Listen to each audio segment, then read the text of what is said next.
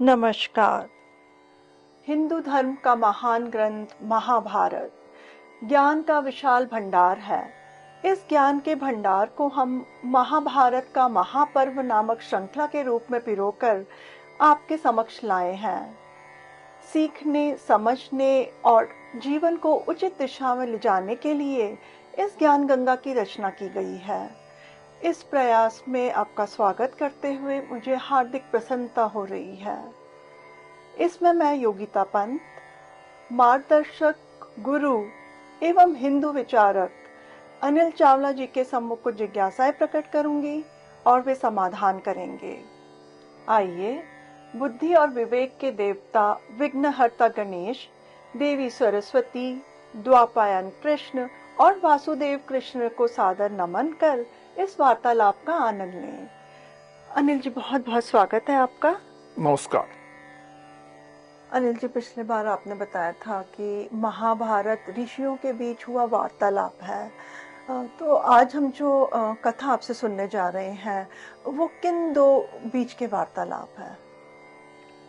एक महाराजा हुए हैं जिनको राजर्षि भी कहा गया जी। उनका नाम था जन्मेजय।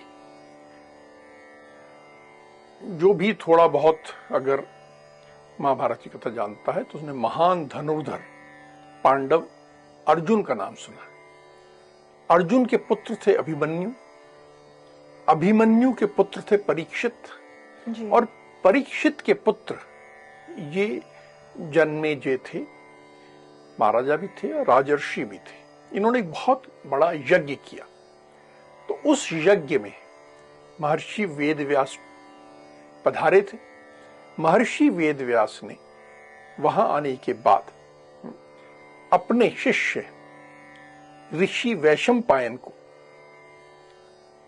आज्ञा दी या आदेश दिया जी। कि वो ये कथा सुनाए। तो यह जो कथा है यह ऋषि वैशंपायन जी। जो कि महर्षि वेदव्यास के शिष्य हैं जी। और राजर्षि जन्मेजय के बीच में ये वार्तालाप है। जी। अभी आपने द्वापायन कृष्ण वेदव्यास जी का उल्लेख किया। इनके बारे में कुछ बताइए। इनके पूर्वज कौन थे, पिता कौन थे, उसके बारे में बताइए। हम तो और पीछे प्रारंभ करते हैं। जी। एक बहुत समृद्ध प्रदेश था जहां पर कि हर तरह की पशु, खेती, वन सब कुछ था। उसका नाम था चेदी देश। वहां पर पौरव नंदन यानी पौरव के पुत्र जी। राजा उपरिचर राज्य करते थे। जी। अच्छे राजा थे। उनको एक वसु का भी कहा जाता है। तो एक समय आया कि उन्होंने सब शस्त्रों का त्याग किया जी। और घोर तपस्या में लीन हो गए। तो देवता उनके पास आए, उन्हें समझाने लगे कि आप ये क्यों कर रहे हैं। जी। आप इस धरती पे जिस कार्य के लिए आए हैं जी। उसे करें। आपका कार्य है कि यहां पर धर्म की रक्षा करें, धर्म संकीर्ण ना हो, धर्म का की क्षति ना हो, सब व्यक्ति धर्म का पालन करें। जी। एक राजा का जो धर्म है उसको पूर्ण करते हुए आप यदि करेंगे तो आप यहाँ की यात्रा समाप्त करके फिर सभी पुण्य लोकों में, सनातन लोकों में जाएंगे। जी। तो आप वह करें और इस प्रकार तपस्या में लीन ना हो। और जब सब देवताओं ने उनसे कहा, वे मान गए। तो देवराज इंद्र भी वहीं थे। जी। उन्होंने राजा उपरिचर से कहा कि मैं स्वर्ग में हूं और तुम धरा पे हो, पर आज से हम दोनों मित्र हुए। और उनको बहुत सारी भेंट दी गई। जी। तो देवताओं ने जो राजा को भेंट दी, स्फटिक मणि से बना एक विमान दिया। विशाल विमान था, वैजंती माला थी जिसके कमल कभी मुरझाते नहीं थे, और कहा कि इससे तुम्हारी अस्त्र शस्त्र दोनों से रक्षा होगी। जी। और प्रेम उपहार स्वरूप एक छड़ी दी कि यह छड़ी जो है ये हमारे प्रेम का प्रतीक है। वह छड़ी जी जो पौरव नंदन राजा उपरिचर थे, जी उन्होंने वह छड़ी जमीन में गाड़ दी। उस छड़ी के बारे में कहा गया था कि ये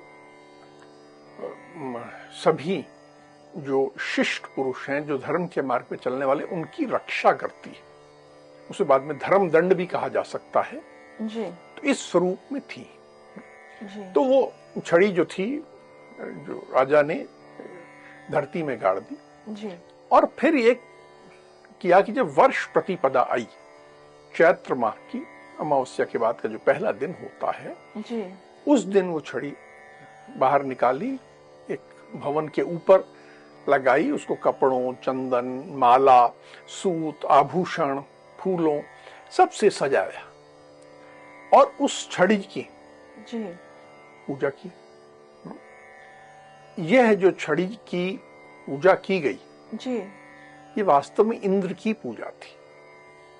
और ऐसा माना गया कि इंद्र हंस रूप में आके जी उस छड़ी की जो पूजन हो रहा है उसे स्वीकार करते हैं, और इस इंद्रोत्सव से जी समूचे राष्ट्र को लक्ष्मी विजय प्राप्त होती है, राष्ट्र में उन्नति होती है, राष्ट्र में सब लोग प्रसन्न रहते हैं। ये जो परंपरा है, जी तुम्हें ध्यान होगा, आज भी होती है। आज जिसे हम गुड़ी पाड़वा कहते हैं, जी जी है, उस पे कई लोग अपने घर के बाहर ऐसे छड़ी लगाते हैं जी। और एक छड़ी की पूजा करते हैं। ये गुड़ी पाड़वा होता है। जी कुछ लोग चैती चांद मनाते हैं। जी जी जी वो चैती चांद जो है, चेदी देश के राजा ने किया तो चैती चांद कहलाया। तो आज भी हमारी परंपरा में ये उपस्थित है। ये महाभारत के समय से हम कह सकते हैं महाभारत के भी पहले से ये चला आ रहा है। अभी तो महाभारत की कथा तो प्रारंभ ही नहीं हुई है, जी जी जी उससे पहले से चला आ रहा है। जी। अभी आपने महान राजा उपरिचर का जिक्र किया, इनके परिवार के बारे में कुछ बताइए।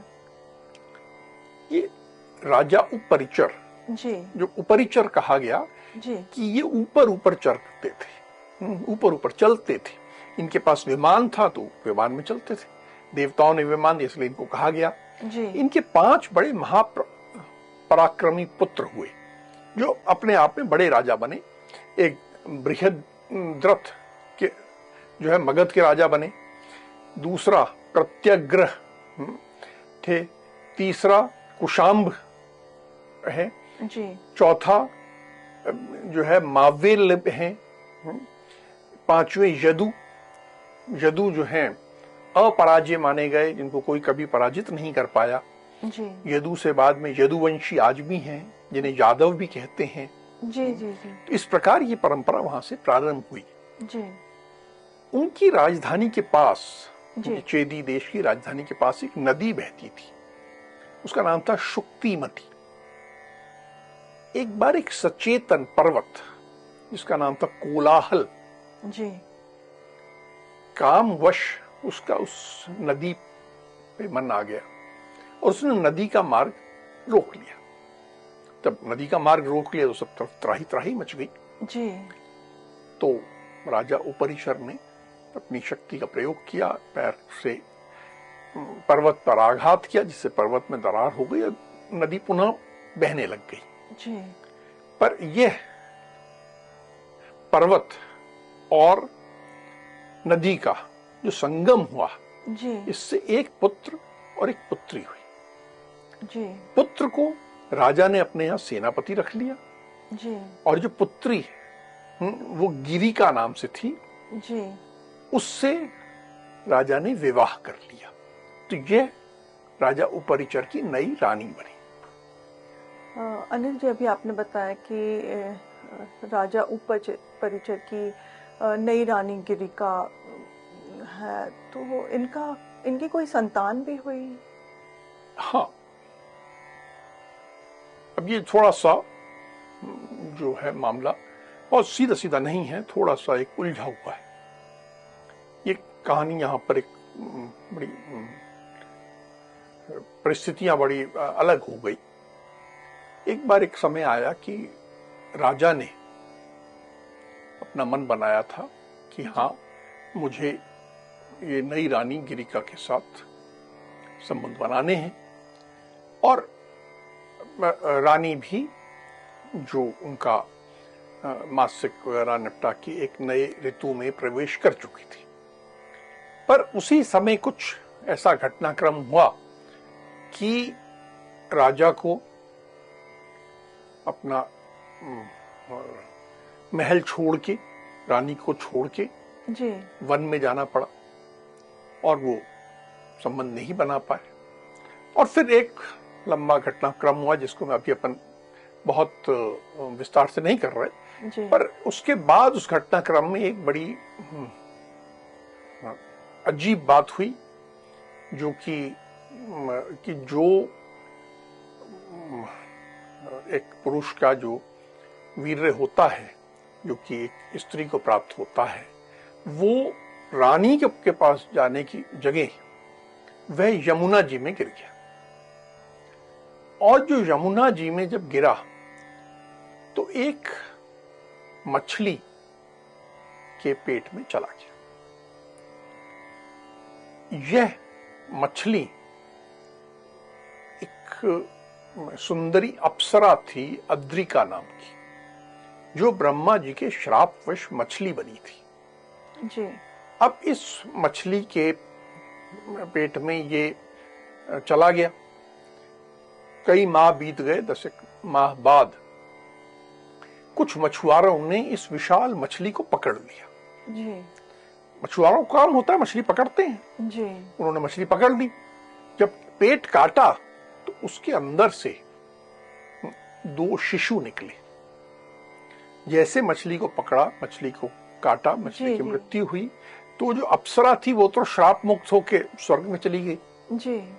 और ये जो 2 बालक थे, अब इनको देखकर जी मछुआरे बड़े चकित कि हम इन मछली के पेट से जो बालक निकले, बालक बालिका निकले, इनका क्या करें। जी। तो वो इनको लेके राजा उपरिचर के पास पहुंचे। जी। राजा ने उसमें से जो बालक था उसे अपना पुत्र मान के अपने पास रख लिया। जी। बाद में यह बालक मत्स्य नाम का बहुत धर्मात्मा स्थित प्रज्ञ राजा के रूप में विख्यात हुआ। जी। जो बालिका थी जी। उसके शरीर से बहुत तेज मछली की गंध आती थी। तो राजा ने कहा, भाई मैं इसको अपने महल में कैसे रखूं। तो जो मल्लाहों का राजा था, दाशराज नाम था, जी। दाशराज को कहा कि मैं इसे तुम्हें सौंपता हूं और तुम इसे अपनी पुत्री के समान रख के इसका लालन पालन करो। जी। ये बालिका क्योंकि इसके शरीर से मछली की गंध आती थी, जी। तो इसे मत्स्य गंधा कहलाया गया। जी। बाद में जब ये बड़ी हुई थोड़ी, तो बहुत रूपवती थी और समस्त सद्गुणों से लैस थी। इसमें सब तरह के सद्गुण थे, सब समस्त गुणों से संपन्न थी। जी। तो इसे फिर मत्स्य गंधा के स्थान पर सत्यवती कहने लगे। यह बालिका जी। अब एक युवती बन गई जो कि हर तरह गुण से संपन्न है, लेकिन शरीर से मछली की तेज गंध दूर दूर तक जाती थी। जी। सत्यवती का तो नाम सुना हुआ है। अब जब सत्यवती युवा हुई तो इसका किसी के साथ विवाह हुआ या संबंध हुआ? हाँ, तुमने सत्यवती का नाम सुना है क्योंकि बहुत महत्वपूर्ण महिला थी और बहुत सशक्त महिला भी थी। जी। अत्यंत सुंदर थी। इसकी मुस्कान बहुत मोहक थी। जी। हर एक अंग जो था एक युवा स्त्री में सौंदर्य जैसे टूट टूट के भरा है, मादक अंग हर प्रकार से। और ये अपने पिता के साथ सेवा कार्य करती थी। जी। नाव चलाती थी, नाव से इधर से उधर ले जाने का काम करना ये इसका काम था। जी। एक बार ऋषि आए वहां पर। जी। तो ऋषि पाराशर जी। वे इस सत्यवती की नाव में बैठे। जी। नाव में केवल ऋषि पाराशर और सत्यवती थे। जी। जब नाव यमुना जी में जाने लगी, आगे बढ़ने लगी, जी। तो ऋषि इस सत्यवती पे मोहित हो गए और उन्होंने सत्यवती से प्रस्ताव किया जी। कि मैं तुम पे मोहित हो गया हूं, मैं तुमसे जी। संबंध बनाना चाहता हूं। जी। सत्यवती एक युवा कन्या थी, उसने कहा कि हे महर्षि, आप कैसी बात कर रहे हैं? हम इस खुली नदी में हैं, दोनों किनारों से लोग देख रहे हैं, यहां पर किनारों पे आपके साथी ऋषि भी खड़े हैं, सब लोग देख रहे हैं, ऐसे में हमारा संगम कैसे संभव है? तो ऋषि ने कहा, हां तुम्हारी बात सही है। और उन्होंने एक कोहरे की, धुंध की रचना की जिसने उस नाव को चारों ओर से घेर लिया। तो सत्यवती भी चकित हो गई कि ये ऋषि तो बहुत शक्तिशाली हैं। जी। इन्होंने सब ऐसा इंतजाम कर दिया कि एक पर्दा कर दिया इस खुली नदी में। जी। फिर भी इसने एक शंका और व्यक्त की, कहा कि महर्षि, आप एक बात पे विचार करें, आप तो बहुत विद्वान हैं, फिर भी मेरा अनुरोध है कि इस पे विचार करें। जी। वो ये है कि मैं अपने पिता के अधीन रहने वाली जी। कुंवारी कन्या हूं।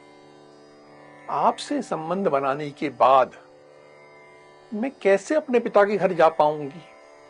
मैं कलंकित हो जाऊंगी और फिर कलंक को लेकर जीवन भर रहना पड़े, ये मेरे को सहन नहीं होगा। तो ये आप बात सोचें और इस पे जैसा आपको उचित लगे, आप मुझसे बहुत बड़े ज्ञानी हैं, तो इस पे विचार करके जैसा आपको उचित लगे वैसा करें। जी। तो महर्षि पाराशर को भी लगा कि ये कन्या तो ठीक बात कह रही है। जी। तो उन्होंने कहा, हाँ तुम्हारी बात सही है, पर मैं तुम्हें एक और आश्वस्त करता हूं जी। कि तुम मेरे से संबंध बनाने के बाद पुनः कुंवारी कन्या बन जाओगी। तुम वैसी ही, जैसे तुम्हारा शरीर पहले है ठीक वैसा ही रहेगा और इसमें कोई अंतर नहीं आएगा। और दूसरी बात जी। कि क्योंकि तुम मेरा प्रिय करने जा रही हो, जी। तो मैं तुम्हें कोई वर देना चाहता हूं। तुम्हें जो वर चाहिए वो भी मांग लो, मैं तुम्हें वर दूंगा। और आज तक मेरा कोई दिया वर झूठा हो गया ऐसा मुझे याद नहीं है। जी। तो तुमको जो वर चाहिए मांग लो। अब सत्यवती ने कहा कि मुझे आपसे बस एक ही वर चाहिए। वह वर यह है कि मेरे शरीर से जो दुर्गंध आती है, मछली की गंध आती है, दूर दूर तक जाती है, जी। इसके स्थान पर मेरे शरीर से सुगंध आने लगे। तो महर्षि ने कहा, ठीक है, हाँ ये बात बिल्कुल ठीक है और मैं तुम्हें ये वर देता हूं। और उसी क्षण से जी। सत्यवती के शरीर से ऐसी सुगंध आने लगी जो कि 1 योजन यानी 2 मील दूर तक जी। वो सुगंध आती थी। तो इसीलिए सत्यवती का एक और नाम पड़ा जी। योजन गंधा, कि 1 योजन दूर से जिसकी अच्छी गंध आती है, ऐसी कन्या योजन गंधा बनी।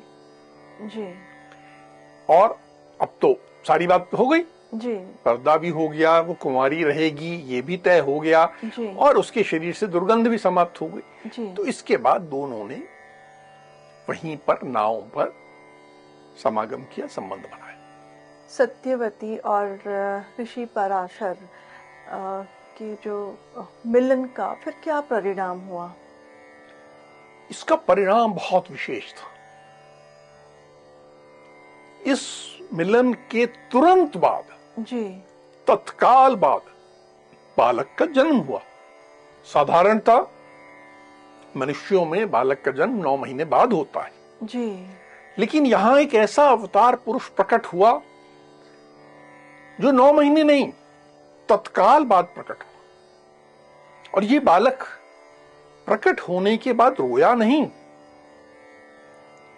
प्रकट होते ही इस बालक ने अपना शरीर विशाल किया, ये पूर्ण विकसित युवक बन गया। इसको, बालक को वहीं यमुना जी में जी एक द्वीप था, वहीं द्वीप पे छोड़ दिया गया, जी इसलिए यह द्वैपायन कृष्ण कहलाए। काले रंग के थे इसलिए इनका नाम कृष्ण रखा गया, जी और द्वीप पे छोड़ा गया, द्वीप पे ही पले बड़े, जी इसलिए द्वैपायन कृष्ण कहलाए। और इन्होंने जन्म लेते ही माता से कुछ नहीं मांगा, न दूध मांगा न कुछ मांगा। इन्होंने कहा, हे माता, मुझे आप आज्ञा दो कि मैं तपस्या में लीन हो जाऊं, मैं अपनी तपस्या करते रहूं, आप अपने घर जाइए। जी हां, आपको जब भी आवश्यकता पड़े इस पुत्र का आप स्मरण कर लेना, जी मैं अवश्य दर्शन दूंगा। ये एक नवजात बालक अपनी मां से कह रहा है। देखिए, बहुत विशेष बात है। जी जी ये साधारण बालक नहीं है, ये जी एक अवतार पुरुष है, और वो अपनी मां से कह रहा है कि आप अपने घर जाओ, जब आवश्यकता पड़े अपने जीवन में कभी भी मेरा स्मरण करना, मैं अवश्य दर्शन देने उपस्थित हो जाऊं। अनिल जी, ये बालक जो था निश्चय ही विलक्षण बालक था। इसके बारे में कुछ और भी बताइए। मैंने जैसे कहा, ये अवतार पुरुष है, जी एक साधारण पुरुष का जन्म नहीं हुआ है, एक विशेष पुरुष का हुआ है, जो कि अपने आप में एक अवतार है, जो प्रकट हुए हैं। जी और इस प्रकट होने वाले पुरुष ने जन्म लेते ही अपने शरीर को बड़ा किया, जी अपनी इच्छा से। उनका जो विकास हुआ अपनी इच्छा से हुआ। और बहुत विशेष बात ये कि जब उनका जन्म हुआ, उन्हें पूर्ण वेदों का ज्ञान था। जी अब आप बोलोगे ये कैसी बात है, किसी बच्चे को कैसे हो सकता है? आज भी हम लोग देखते हैं कि 2 साल का बच्चा है जिसको म्यूजिक बहुत अच्छा आता है, जी कुछ होता है तो कहीं ना कहीं पिछले जन्मों से आता है। जी जी है कि आता है ना कि सब, ये 3 साल की बच्ची ऐसा गाना गाती है कि बड़े से बड़े गायक कर दें, या वो ये कर लेती है, या उनको ये याद कर लेती है, हाँ, प्रतिभावान होते हैं। हाँ। तो ये बालक इतना विशेष था कि जब जन्म हुआ तो इसको सारे वेदों का पूर्ण ज्ञान था। ये उस जन्म के समय ही इसको परमात्मा के परम तत्व का भी ज्ञान था, और इसके बाद भी तपस्या करके और आगे ऋषि के रूप में विकसित होने की इच्छा थी। ये सर्वज्ञाता, त्रिकालदर्शी, जी कवि, सत्यवत व्रत पारायण और अत्यंत पवित्र पुरुष था। इन्होंने ही बाद में जी महाराज शांतनु जी की वंश परंपरा का विस्तार किया। बाद में कहानी जब हम आगे बढ़ाएंगे जी तो हम देखेंगे कि महाराज शांतनु का विवाह कैसे हुआ, क्या हुआ, सारी कहानी हम सुनेंगे। जी पर महाराज शांतनु की वंश परंपरा का विस्तार करने के लिए जी महर्षि वेदव्यास को बुलाया गया। जब वेदव्यास, जिन्हें द्वैपायन कृष्ण उनका मूल नाम है, तो उनको बुलाया गया। तो उनके ही पुत्र थे पांडु, धृतराष्ट्र, विदुर। और इस प्रकार से जी ये द्वैपायन कृष्ण कौरवों और पांडवों दोनों के पिता में थे। महाभारत का एक बहुत बड़ा स्तंभ, आधार, फाउंडेशन ये द्वैपायन कृष्ण है। शुरू में भी हमने पिछले प्रसंग में कहा कि उसके सूत्रधार भी हैं और सब कुछ है। जी तो इसलिए ये बहुत एक अवतार पुरुष जिनका हमने आज कथा सुनी, समझी। जी अनिल जी, आज तक तो हम महर्षि वेदव्यास को एक महाभारत के रचयिता के रूप में ही जानते थे, पर आज एक बहुत महत्वपूर्ण बात पता चली, जो वो एक रचयिता से कहीं बढ़कर है, और वो एक अवतार पुरुष है। अब हम आज की चर्चा को यहीं विराम देते हैं। अगली कड़ी में महाभारत के महापर्व से जुड़े कुछ मार्गदर्शक प्रसंगों के साथ हम दोनों फिर उपस्थित होंगे। राम राम। राम राम।